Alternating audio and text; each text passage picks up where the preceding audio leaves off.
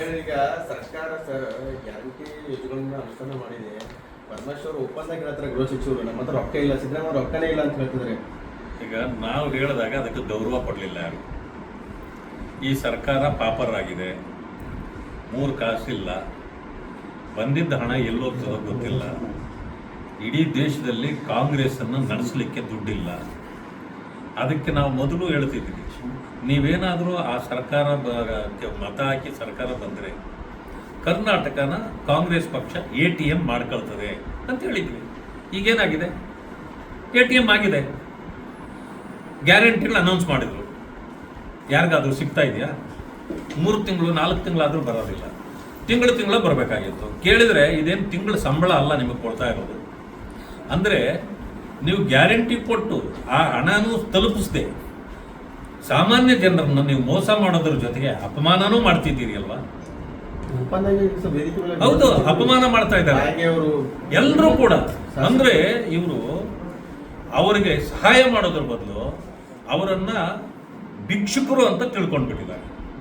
ಜನಸಾಮಾನ್ಯರನ್ನ, ಬಡವರನ್ನ ಭಿಕ್ಷುಕರು ಅಂತ ತಿಳ್ಕೊಂಡಿದ್ದಾರೆ. ಅದಕ್ಕೆ ಈಗ ಜನ ಎಚ್ಚೆತ್ಕೊಂಡು ನಿಮ್ಮ ಹಣ ಯಾವನಿಗೆ ಬೇಕು, ನೀವು ನಮಗೆ ಮೋಸ ಮಾಡಿದ್ದೀರಿ, ಅನ್ಯಾಯ ಮಾಡಿದ್ದೀರಿ, ರಾಜೀನಾಮೆ ಕೊಡುವಂತ ಕೇಳುವಂಥ ಪರಿಸ್ಥಿತಿ ಬಂದಿದೆ. ಇವತ್ತೇನಾದರೂ ಈ ಸರ್ಕಾರ ಡಿಸಾಲ್ವ್ ಮಾಡಿ ಚುನಾವಣೆಗೆ ಹೋದರೆ 30 ಸೀಟು ಕೂಡ ಬರಲ್ಲ, 30 ಕೂಡ ಬರಲ್ಲ ಅಂತ ಪರಿಸ್ಥಿತಿಯಲ್ಲಿದ್ದಾರೆ.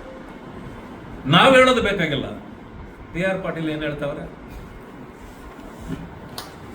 ಕಾಗೆ ಅವರು ಏನು ಹೇಳ್ತಾವ್ರೆ, ಗೋಪಾಲ್ ಕೃಷ್ಣ ಏನು ಹೇಳ್ತಾವ್ರೆ, ಪ್ರತಿಯೊಬ್ಬರು ಕೂಡ ಇವತ್ತು ಅವರ ಪಕ್ಷವನ್ನ, ಅವರ ಸರ್ಕಾರವನ್ನ ಅವರೇ ಹರಾಜಿಗೆ ಹಾಕ್ತಾವ್ರೆ, ಸ್ವಪಕ್ಷದವ್ರಿಗೆ.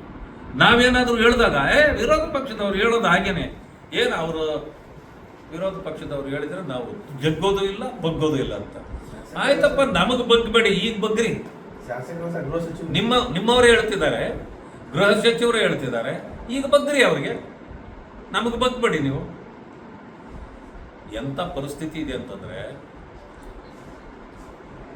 ಮಾನ್ಯ ಸಿದ್ದರಾಮಯ್ಯನಂತ ಒಬ್ಬ ಒಳ್ಳೆ ರಾಜಕಾರಣಿ ಅಂತ ನಾವು ತಿಳ್ಕೊಂಡಿದ್ವಲ್ಲ, ಅವರಂತ ಭ್ರಷ್ಟ ರಾಜಕಾರಣಿ ಇನ್ನೊಬ್ಬರಿಲ್ಲ ಅನ್ನೋದನ್ನ ಈ ಸಾರಿ ಪ್ರೂವ್ ಮಾಡಿಬಿಟ್ರು. ಆಮೇಲೆ ಇಷ್ಟೊಂದು ನಾಚಿಕೆಗೆಟ್ಟ ವ್ಯಕ್ತಿ ನಾನು ಅನ್ನೋದನ್ನು ತೋರಿಸ್ಕೊಟ್ಬಿಟ್ರು. ಇಷ್ಟಾಗ್ತಿದ್ರು ಕಣ್ಣು ಮುಂದೆ ನಾನು ಅವ್ರನ್ನ ಕರೆದು ಮಾತಾಡ್ತೀನಿ. ಭ್ರಷ್ಟಾಚಾರ ನಡೆದು ಬಿಟ್ಟಿದೆ ಅಂತ ಹೇಳಿದ್ರೆ ನಾನು ಅವ್ರನ್ನ ಕರೆದು ಮಾತಾಡ್ತೀನಿ. ಏನಂತ